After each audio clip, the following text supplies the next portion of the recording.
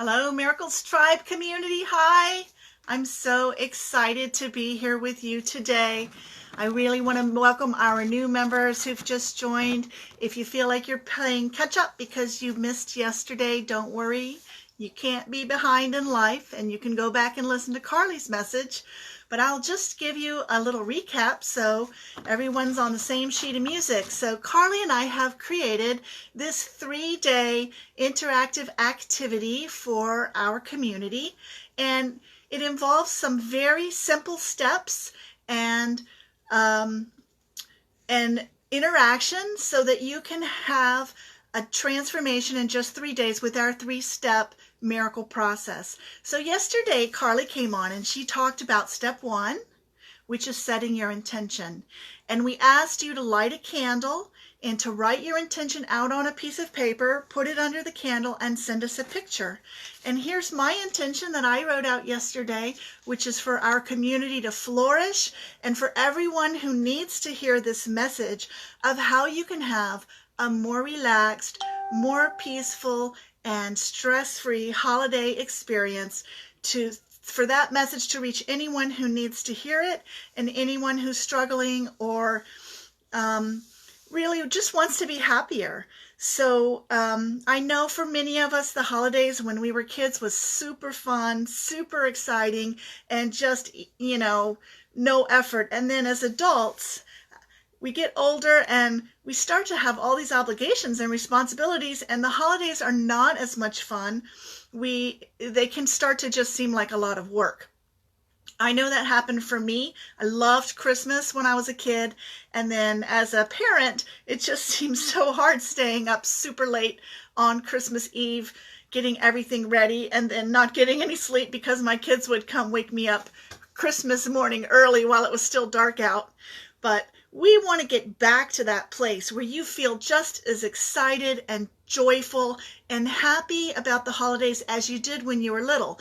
And it's possible, and it's not hard to do. It doesn't require a lot of work and a lot of effort, but it does require a shift in your mindset.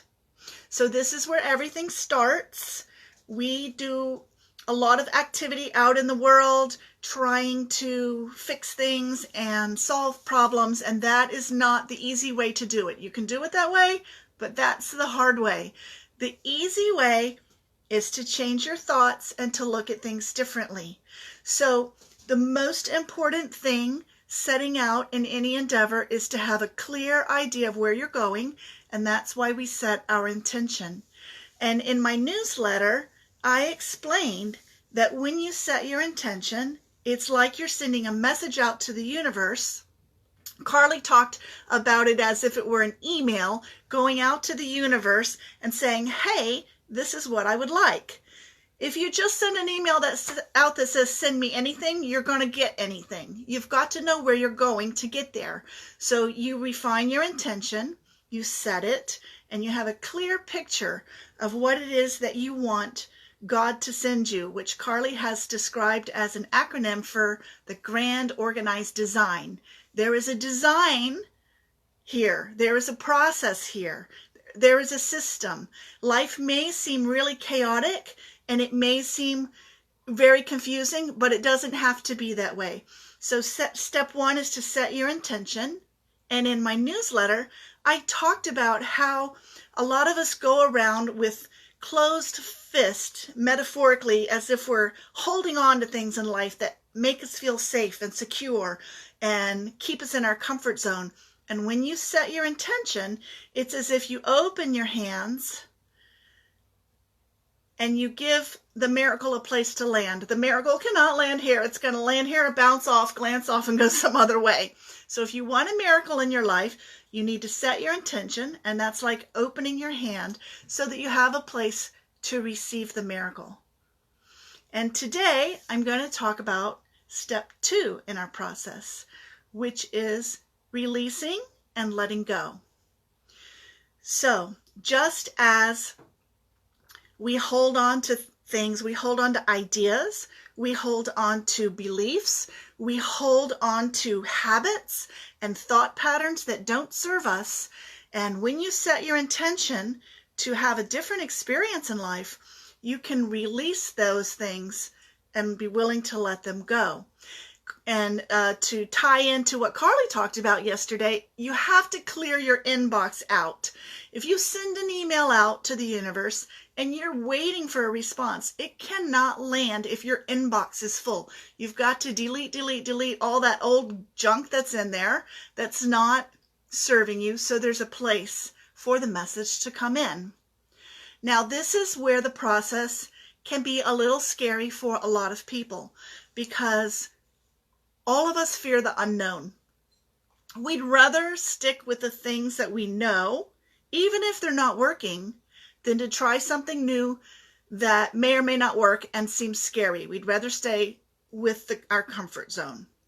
But you have to take this little leap from not knowing what's going to happen and trusting that God, the grand organized design, or another great acronym that I learned today from Carly, which is GUS, God, the universe, your source. You have to have a little faith and a little trust that everything is going to work out, and you don't know how, and you don't need to know how.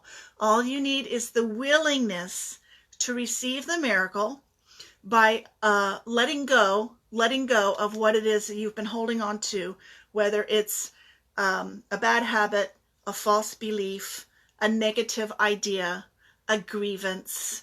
You know what that thing is that bugs you all the time. I don't know what it is, but you know what is the thing that makes your stomach go into knots, or that makes you feel aggravated or annoyed. It's that thought. You have to let that thought go. So I want to share a personal story with you about an experience that I had on Thanksgiving about 5 years ago. I always dreaded Thanksgiving because I really don't care for the food that's served at Thanksgiving. I really don't like turkey, but I thought that I had to make a turkey for Thanksgiving every year, and the stuffing and all that stuff that goes with it, the sweet potatoes, because that is the tradition. My mom did it. My grandmother did it. Everybody does it in America, right? And so I never questioned that belief or that thought. I thought Thanksgiving is a time when you make a turkey, you make a stuffing and rolls and all that jazz, and you invite the whole family over and you all sit down and eat, and that's what you do.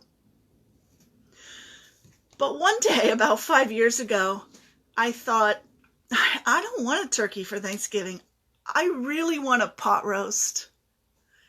And so I decided to make a pot roast in the crock pot and just defy convention. So I asked my husband, and he was like, I don't care if you make a pot roast. And I asked my kids, and they were like, we don't care if you're going to cook. We'll eat whatever. It's not important to us. And I had this mind-blowing realization that I had been forcing myself for years to do something that I did not enjoy because I thought I had to, and nobody else cared. I was just locked in this pattern of this is what we do for Thanksgiving. And I made a pot roast that year, and everybody loved it, and everybody was happy. And the next year after that, we went and picked my son up from college, and we went to Cracker Barrel for Thanksgiving. And that has become our Thanksgiving tradition. We all go to Cracker Barrel.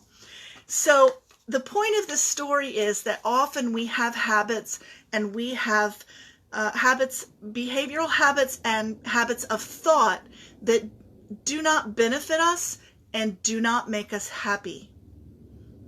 And you have one life to live here, and the way you make the best of it is feeling happy. When you feel happy, your happiness spreads to those around you. So think about the things that you do that make you unhappy on a regular basis, and be willing to let go of one of those. What Carly and I would like for you to do is to write that habit out, or that thought pattern, or that grievance or grudge that you're holding on to on a piece of paper, and then rip it up. Throw it in the trash, flush it down the toilet, burn it, do whatever you need to do to get that out of your system. And this will send an energetic message to the universe that you are open and ready for something new. You don't have to make the new thing happen. All you have to do is show the willingness to do something different, to be open to a new thought pattern, to be open to receive gifts and miracles. So, quick recap. Step number 1, set your intention, what you want, to feel peaceful, happy, joyful, to have fulfilling relationships, whatever it is, throughout the holiday season. And step number 2, figure out what thing is holding you back, making you suffer, making you unhappy. Write it down, rip it up, get rid of it. Tomorrow, Carly will be on here sharing step 3 of our process with you.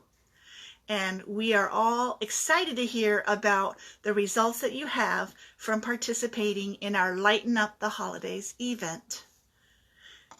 I'll be thinking about you. Say hi on Facebook.